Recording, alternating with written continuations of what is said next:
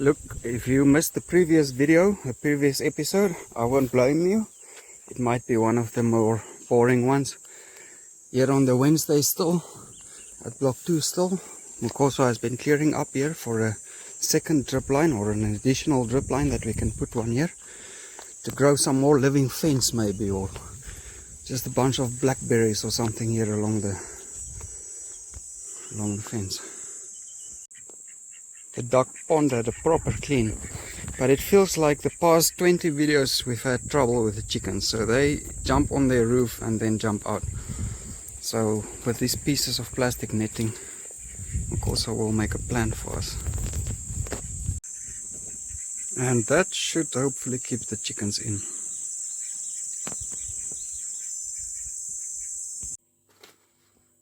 For block 6, sorting out seeds.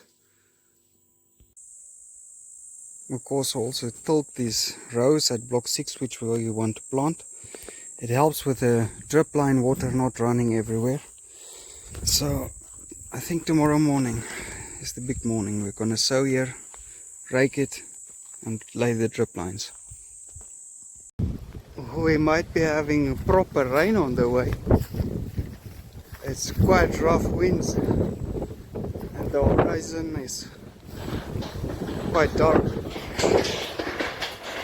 But there we got some fun at the roof of Panilon. The wind broke my wires, so I'll need to come make a plan there tomorrow. Shame. I think the main issue is that part is too long. I even had rocks on top that the wind blew off. It's Thursday morning. Last night was, or last evening was a lot of wind and thunder, but no rain, not even a millimeter. So before we get to the work for the day, a few interesting things from the comments. This is a vanwyksboom. We planted it when it was just yay high. It grows like that. Now also it's in the shade of that big black thorn milifeira, but I don't think that really made much of an impact on it growing like that, because this vanwyksboom was planted the same time as that one. It's having more sun, but it was having the same story. All these branches were hanging like that, and then one day it just decided to pick itself up. So that one I just showed in block 2, I'm gonna leave it and we'll see the day it just decides to pick itself up. In the previous video I had this shot and I wanted to point out, this is a moringa we planted, that's a vanwyksboom we planted, and that's a seringa we planted. That seringa is quite a weird tree. It was growing here, it didn't perform, it's a leaking tap, and then it basically died and we just planted the root there and then it started to pop. But that tree, if you nick a root, it grows a new tree. So with all these drip lines, if we work around here and we nick a root, it's going to make a new tree. So I don't want to plant more of those trees. I've got another one. So there the seringa is popping out. There's the clay house, and we got another one there.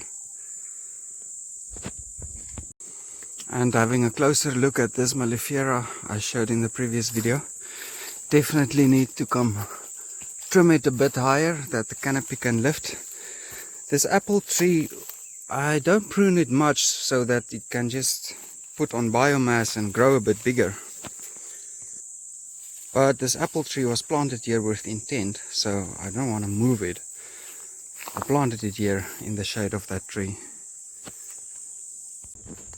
So these blackthorn milifeiras, they are just used to provide shade. But we have many around. Yeah, we have many. There's one, there's one, there's one, that big one. There's a small one growing. And then if I walk there at the back, I'll show you how they grow naturally. Besides the musharas that's growing in clumps and being a lot, I think the blackthorn milifeiras are even more. There's the homestead. Here's one. We chopped out a few here, but like that's one, that is one. They're all over. Like they grow hectically here. That's one. There's a small one Oh, luckily here we got some food. This is a Zemenia. But so the milifeira are probably the most around here. So really not worrying about preserving them. I use them to do their job, provide shade, and then if the tree that grows beneath them is outgrowing them one day, then I believe it can go. I keep forgetting the name of this one, but it's making yellow flowers now. It's that time of the year. Also a wild bush tree. Quite a few around. That one is nice, it's not having thorns. Another milifeira.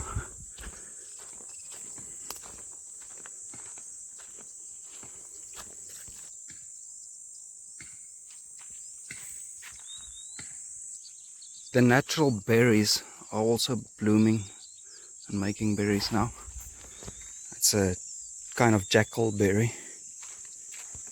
So I'll flash the maps and you can see this field is grown fully now, 20 years later or whatever. And that's all milifeira, it's the pioneer species. And so the trunks don't really grow very straight. It's difficult to use them for poles. Apparently they make good poles, but I doubt that.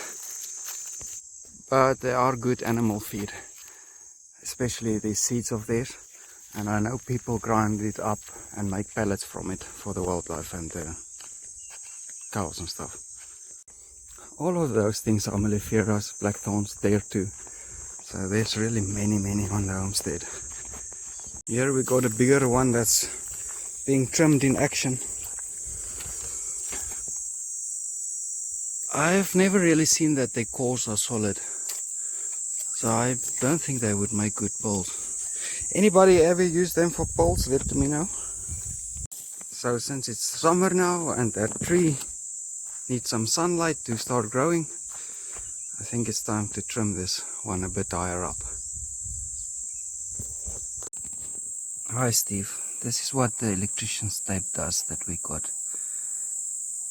Now how about helping a brother out instead of coffees? Can't you send us a roll from that tape you have overseas? I thought this morning I would have to go look for my roof sheet in the bush, but it's still hanged on. For breakfast the bunnies are getting a healthy salad here of some lettuce, sunflowers, lucana, however you pronounce that, papaya, mulberry, everything nice.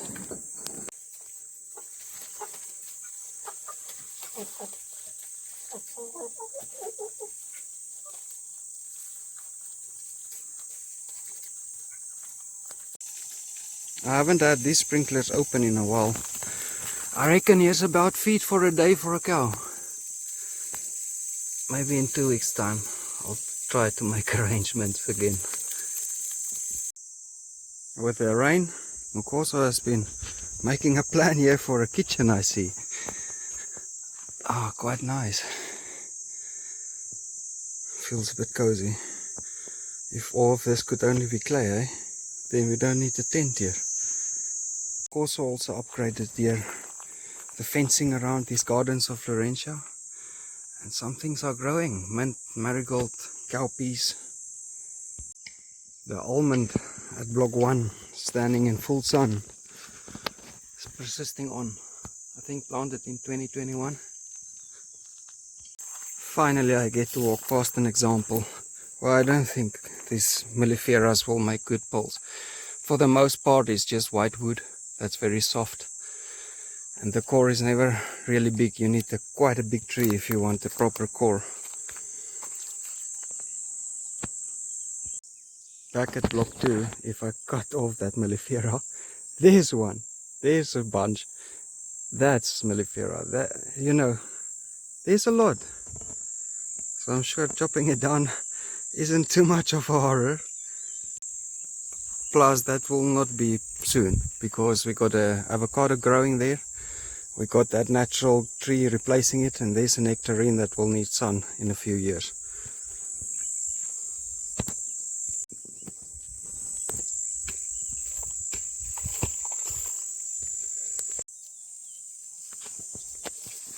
Now we got a lot of branches for the fencing, and this apple will be getting a bit more sunlight. Remember, our goal is to replace the natural bush trees with edible food. So I'm just using the bush trees to help the food grow. I would have thought the sheep would go crazy at the chance to eat some of these leaves and stuff, but they just nibble on it and then leave it. But now you can see a bit better what's going on here.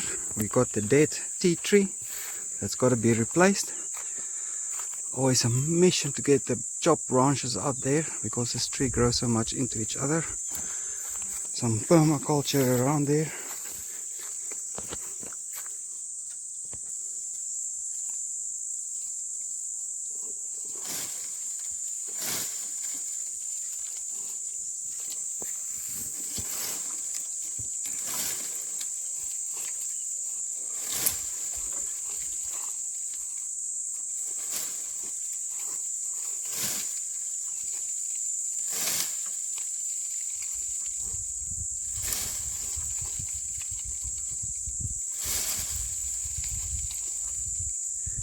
Quite the mission indeed. Here we got a raspberry planted in 21, 22. Still not doing much. A frangipani, maybe 3 years old also. There's a sugar apple,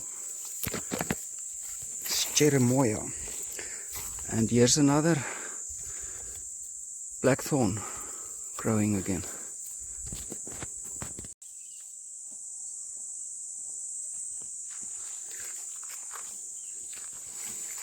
One of the few pomegranates that have survived so far, and the olives are doing alright. A tiny detail at block 2, the sheep keep eating the grape behind there, so I moved this track chain in place there. Some nice garden decoration for one day. Still a tiny bit hesitant to plant block 6, I don't know why exactly, waiting for the rain or something. But the board shows that we are catching up on the garden. It used to take between block 4 at least 2 days before we got block 4 again, or almost 3 days. And now it's just 2 days between block 4 and then block 4 again. So it's speeding up. At block 2 we came through here the other day, and there's still, or again, milifeiras all over in the road. I saw another one. And the drip lines, it's about 2 months and already they're showing accumulation of the lime in the water.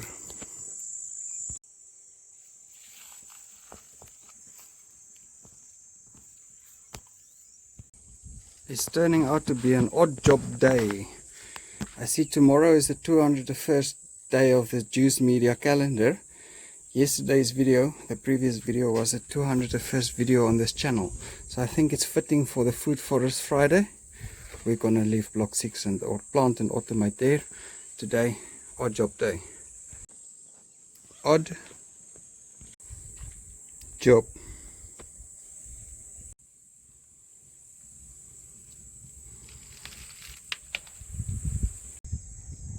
Day. We also put a piece of shade cloth there on the water tower tank, because even though it's UV guaranteed, I'd like to give it a little bit of more protection. Alright, we have arrived. So I was putting up that roof sheet totally alone on my own. It was quite a mission. Now I got a bit of help. Many hands make work light. Let's see if we can get it fixed.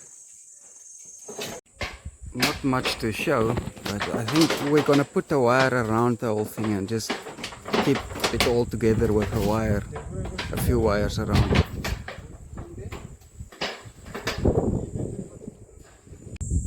Alright, that would conclude the odd jobs for today. Stay tuned for the Food Forest Friday and block 6. Gonna automate it and plant it for real. Come hell or high water. Stay tuned.